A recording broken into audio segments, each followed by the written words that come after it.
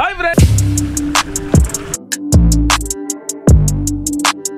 இன்னைக்கு நாம மீன் பிரியாணி எப்படி செய்ய இந்த வீடியோல பார்க்க போறோம். இந்த 7 கிலோ மீன் அப்படியே பிரியாணி சட்டிக்குள்ள இறக்கி முழுசா சமைக்க போறோம். இந்த வீடியோ செம்மையா இருக்க போது இப்போ வாங்க நம்ம மீன் பிரியாணி எப்படி செய்யணும்னு பார்க்கலாம்.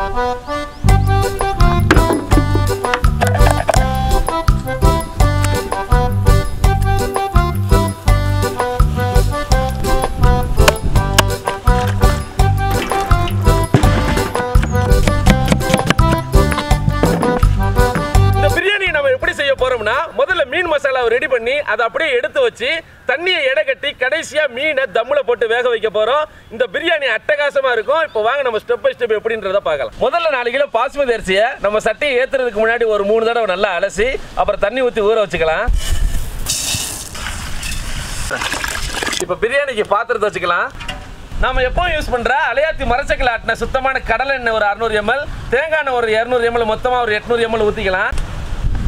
தேங்காய் எண்ணெய் ஊத்துறதுனால நல்ல ஒரு ஃப்ளேவர் கிடைக்கும். எண்ணெய் சூடாயிருச்சு. இப்போ பட்டைக்கிராம்பு ஏலக்காய் ஒரு 20 கிராம், கையோட பெரிய வெங்காயம் 1.5 கிலோ போட்டுக்கலாம். வெங்காயம் நல்லா பொன்னிறமாகணும்.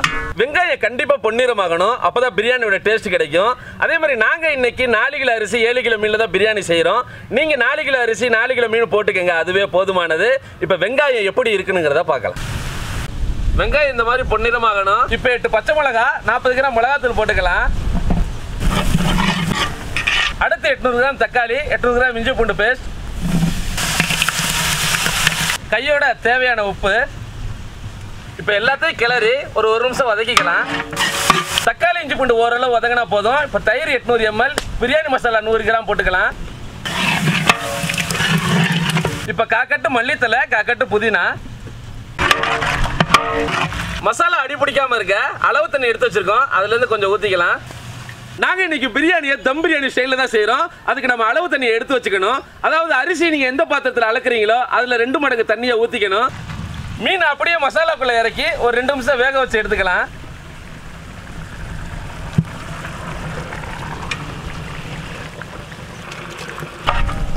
மீன் ஒரு அரை வேக்காடு வெந்ததும் அதை அப்படியே தனியா எடுத்து வச்சுக்கணும்.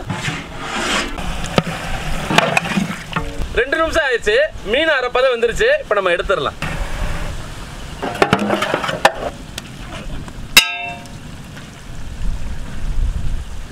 இப்போ மிச்சம் உள்ள எல்லா அளவு தண்ணியை ஊற்றிக்கலாம். நம்ம முன்ன சொன்ன மாதிரி தான் 1 கிளாஸ் அரிசிக்கு 2 கிளாஸ் தண்ணி. தண்ணி நல்லா கொதிச்சிருச்சு. இப்போ இந்த இடத்துல நல்லா உப்பு உரப்பு புளிப்பெல்லாம் நல்லா இருக்கான்னு பார்த்துக்கோங்க. ஒருவேளை புளிப்பு கம்மியாக இருந்துச்சுன்னா எலுமிச்சம்பழத்தை புளிஞ்சு விட்டுக்கலாம். இப்போ அரை மணி நேரம் ஊற வச்ச 4 கிலோ பாஸ்மதி அரிசியை போட்டுக்கலாம். கரெக்டா ஒரு 15 நிமிஷத்துல சோறெல்லாம் 80% வெந்துடும். அதுக்கப்புறம் நம்ம மீனை வச்சு தம் போட்டு ஒரு 20 நிமிஷத்துக்கு அப்புறம் சட்டியை திறந்து நெய்யை ஊற்றி சும்மா கமகமன்னு வாழை இலையில பிரியாணி எடுத்து வச்சு சாப்பிட்டோம்னா ஆஹா, சுவையான மீன் பிரியாணி ரெடி. இந்த மாதிரி சமயத்துல தம் போட்டுடலாம். முதல்ல விறகு எல்லாத்தையும் எடுத்துட்டு கங்க மட்டும் வச்சுக்கலாம். சட்டிக்கு மேல வெயிட்டான பொருள் ஏதாச்சும் வச்சுக்கலாம். கீழே கிடக்கிற கங்க எடுத்து கொஞ்சம் மேலே போட்டுக்கலாம். இது அப்படியே ஒரு 10 நிமிஷம் இருக்கட்டும். கீழே உள்ள கங்கெல்லாம் அப்படியே ரிங்கு மாதிரி நம்ம இழுத்து விட்டுக்கலாம். இப்படி நம்ம பண்ணாதான் பிரியாணி அடி பிடிக்காம இருக்கும். இப்போ தம் போட்டு ஒரு 10 நிமிஷம் ஆயிடுச்சு. இப்போ நம்ம சட்டியை திறந்து மீனை வச்சு மறுபடியும் ஒரு 10 நிமிஷம் தம் போட்டுக்கலாம்.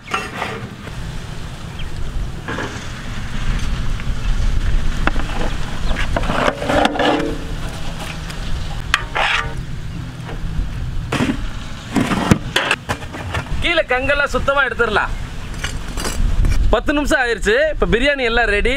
கடைசியாக நம்ம நெய்யை ஒரு 50 ml ஊற்றி இறக்கிடலாம்.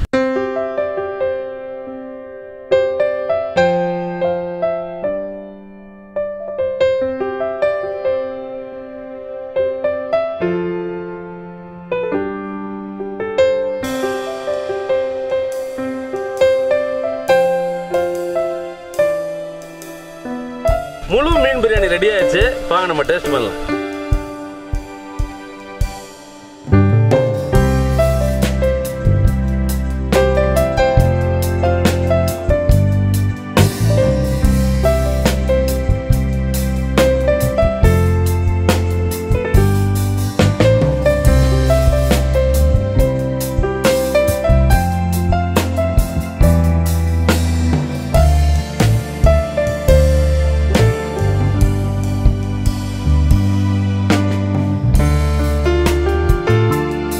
நல்லா ஜூஸியாக காரஞ்சாரமாக இருந்துச்சு.